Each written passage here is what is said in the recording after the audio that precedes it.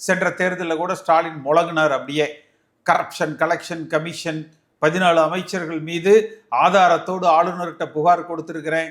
கொடநாடு கொலை கொள்ளை வழக்கில் உண்மை குற்றவாளியை கண்டுபிடிப்பேன், அம்மா மரணத்தில் மர்மத்தை கண்டுபிடிப்பேன்னு முழங்கினாரு. 5 வருஷம் ஆகிப்போச்சு, 4.5 வருஷம் முடிஞ்சுது. அப்போ அவரு அதில் சைலண்ட் ஆகிட்டார். ஏன்னா பார்ட்னர்ஸ் இன் கிரைம். என்ன சார் சொல்றீங்க?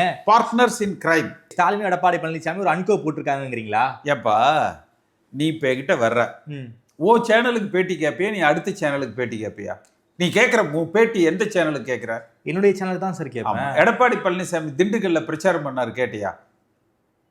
யாரை ஆதரிச்சு பிரச்சாரம் பண்ணாரு, கேட்டியா நீ? அவருடைய வேட்பாளர் எஸ்டிபி அவர் ஆதரிச்சு தான்.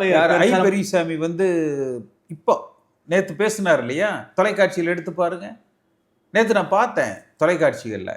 ஐ பெரியசாமி என்பவர் நல்லவர், திமுகவால் அவர் ஓரம் கட்டப்பட்டிருக்கிறார், புறக்கணிக்கப்பட்டிருக்கிறார். அதிமுகவில் இருக்கிறவங்க சாதாரணமானவர்கள் முதலமைச்சராக்கப்படுகிறாங்க, அமைச்சராக்கப்படுறாங்க. பாவம் நல்லவர் வல்லவர் ஐ பெரியசாமிக்கு இப்படி ஆகிப்போச்சு. நம்ம காட்பாடி துரைமுருகனுக்கு துணை முதலமைச்சர் கிடைக்கல.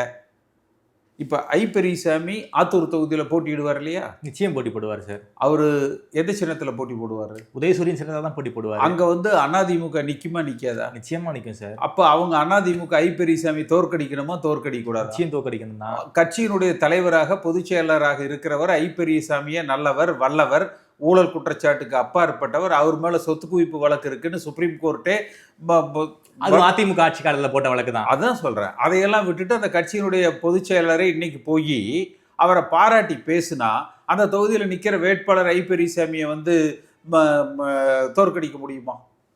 சரி, திண்டுக்கல் மாவட்டத்துக்கு பொறுப்பு அமைச்சர் யாரு? திண்டுக்கல் சீனிவாசன், நத்தம் விஸ்வநாதன் 2 பேரும் தான்.